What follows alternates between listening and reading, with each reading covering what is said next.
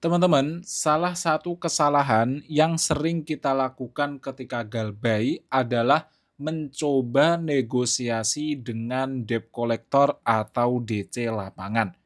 Mungkin kita berpikir itu bisa ya mempermudah atau memberikan kita keringanan, tapi faktanya seringkali malah semakin membuat kita mendapat tekanan dari mereka. Kenapa seperti itu? Ya, teman-teman, logikanya sebenarnya debt collector itu ya kerjaannya nagih hutang gitu, guys. Kalau kita mau nego itu tidak ke mereka, akan tetapi ke pihak yang lebih atasnya lagi. Apalagi kalau pinjol legal yang sudah sangat, sistematis ya teman-teman, yang bunganya itu sudah jelas di awal ya, sudah jelas di aplikasi berapa-berapa, itu biasanya sangat sulit untuk negosiasi teman-teman. Kecuali sudah sangat bertahun-tahun, baru kita mungkin bisa negosiasi, itu pun tidak melewati DC lapangan, akan tetapi langsung ke pihak pinjolnya. Oke, nah ini ada satu kasus nyata di mana ada salah satu orang yang galbay itu dia mengirim pesan tegas ke DC lapangan.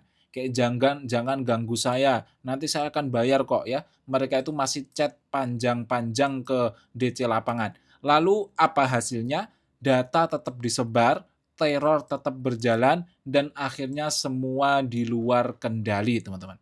Mengapa bisa seperti itu? Nah, ya memang karena apa ya, guys, ya, sebenarnya debt collector itu mereka tugasnya itu nagih hutang gitu, teman-teman.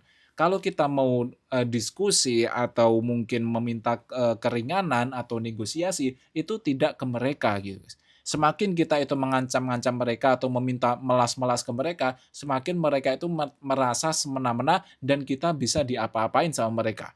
Khususnya pinjol ilegal ya, guys, ya. Kalau pinjol legal sampai melakukan itu, ada yang sampai mengintimidasi misalnya, atau mengancam untuk, sebar data di sini seperti ini, atau sampai mereka itu meneror ya, meneror, nah itu bisa kita laporkan. Tapi kalau pinjolnya ilegal kita bisa apa teman-teman?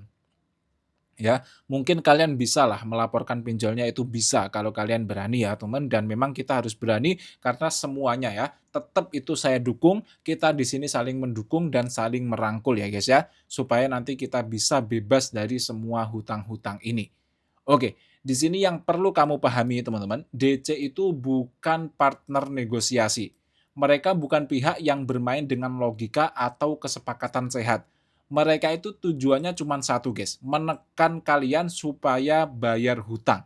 Jadi mau sehalus apapun kita bicara, sehebat apapun kita berargumentasi, itu tidak akan merubah sistem mereka, teman-teman.